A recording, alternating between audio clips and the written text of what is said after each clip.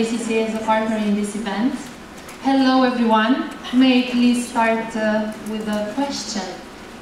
How many of you feel you have ever been involved or are right now involved in a war on talent?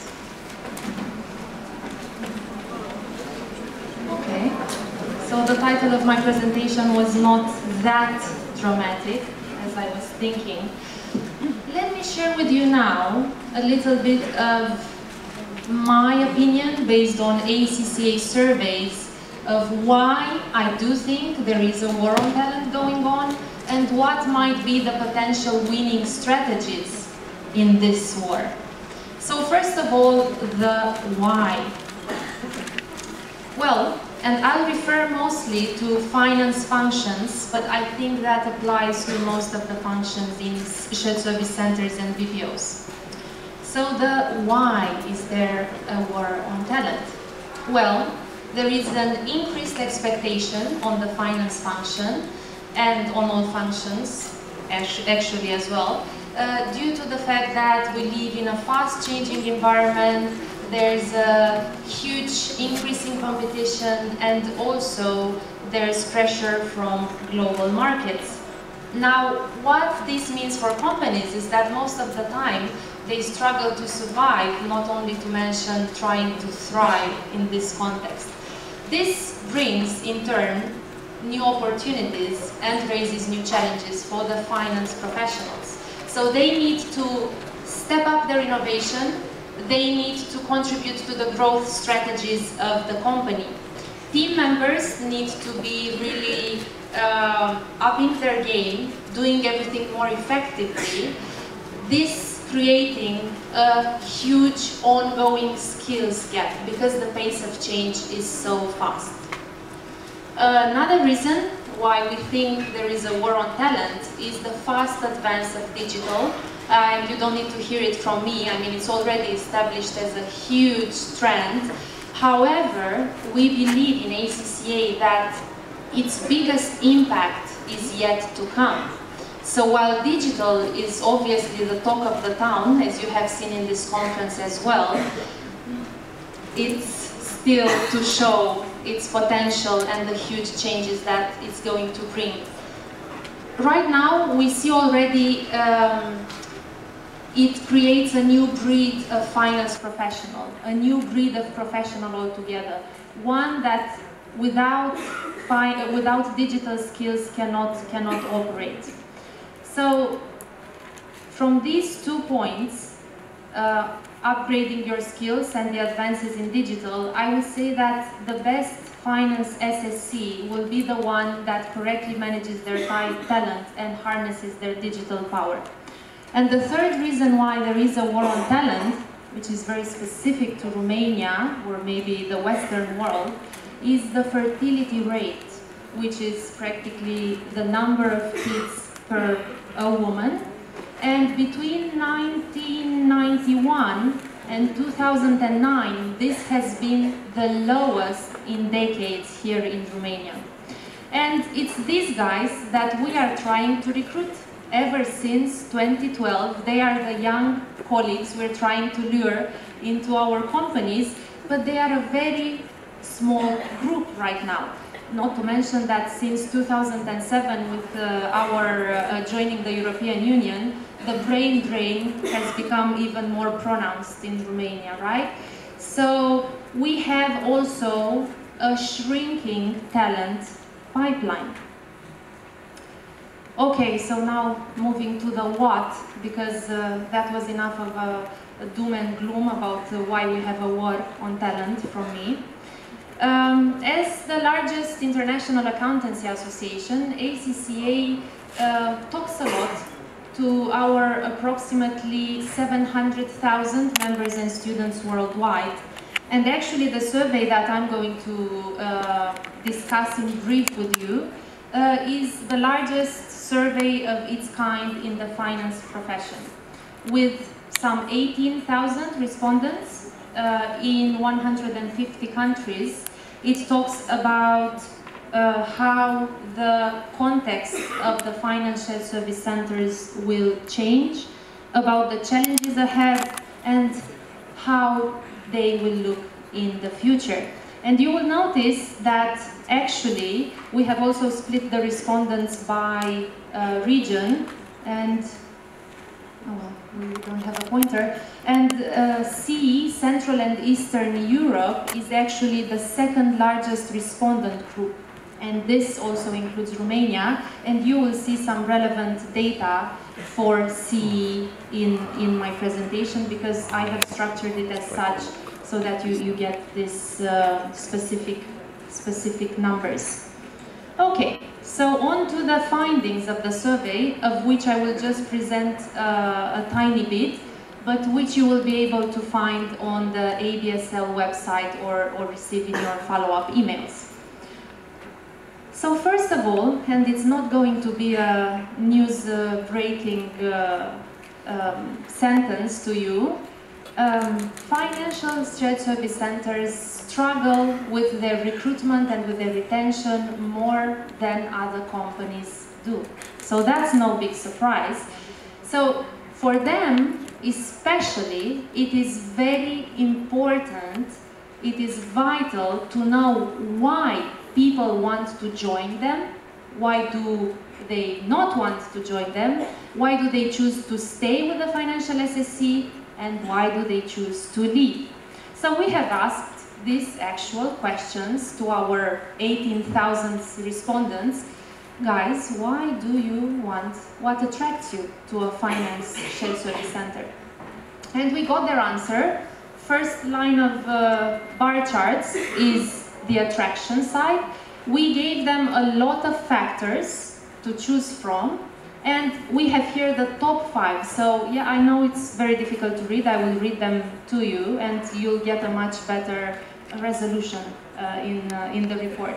So people want to join an SSC because, so the first, it's in order of priority. Because of the opportunities to learn and develop skills that they are offered in a company, career progression opportunities, financial remuneration, it's on 3rd place, which is very interesting work, and work-life balance.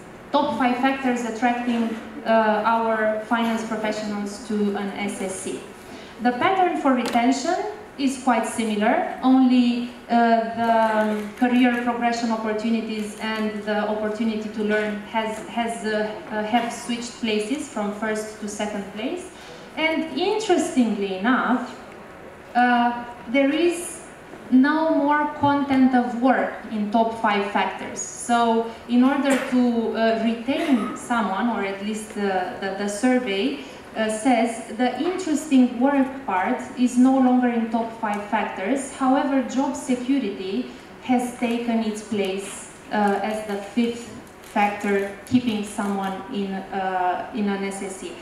Why that might be? Well, we can all throw guesses. Maybe it is because as people come in a company, you know, then they have a family, maybe they met somebody at their workplace, they have a family, they have kids, so job security suddenly becomes something that that they would be more interested in than, you know, having a challenging job. You will see in CE, which in Central and Eastern Europe, which by the way, it's the numbers with the light blue columns, job security, the fifth element, the 5th factor, is actually, it has the least percentage. And why could that be? Maybe because here in our region, we have so many opportunities for people in SSCs to find other jobs that, well, job security is not so important here in CE, because they think, well, even if I don't stay with this company, I will move on to the next, because I know the market is booming, right? As Cătălin was saying as well. There is a reverse to that, talking about loyalty for a company, which here in CE is very good, but I'll come back to that a little bit later. Okay. Moving on with the findings of our survey that might help you crack the strategies for the war on talent. We found out, but we knew that already here in Romania, that our respondents from CE are very, very ambitious. more so than other parts of the globe. 85% of them told us that their next career move, they want to have it in a higher level role. And this, of course, is a challenge for you as employers, because you will need to manage their expectations and you will need to provide a clear career path for them. Another finding, which is somewhat positive, is that only 1% of our respondents in CE wanted to move to a completely different role. So we can interpret this as, I don't know, maybe people here in our part of the world who are coming to finance are so happy with their decision that they want to stay, which is the optimist interpretation, and I am an optimist, so I would prefer that. Or we can think that the companies here in our part of the world are not offering enough opportunities for their employees in a function to move laterally. So that's an issue of debate. In other parts of the world, by the way, 15% of people, so 15 times more, are thinking about changing their role to a completely different function. And another finding, which is, this one I really don't know how to interpret whether it's positive or not, is that we are less mobile here in Central Eastern Europe. Only 21% of our respondents said that they would like to move abroad for their next role, compared to 35% globally. So again, you can interpret it in the very optimistic way of Richard, saying, of course, why would they want to move away because it's paradise here?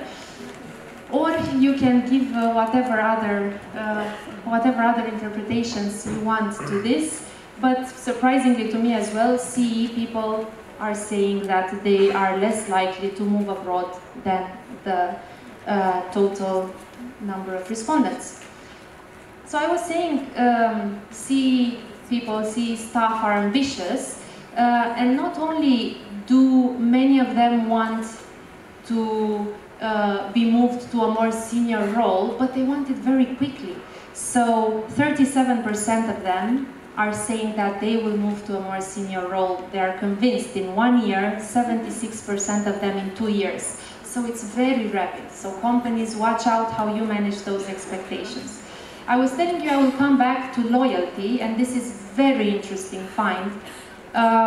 It is one of the largest percentages of people who said they would not consider leaving their current employer to go to their next role.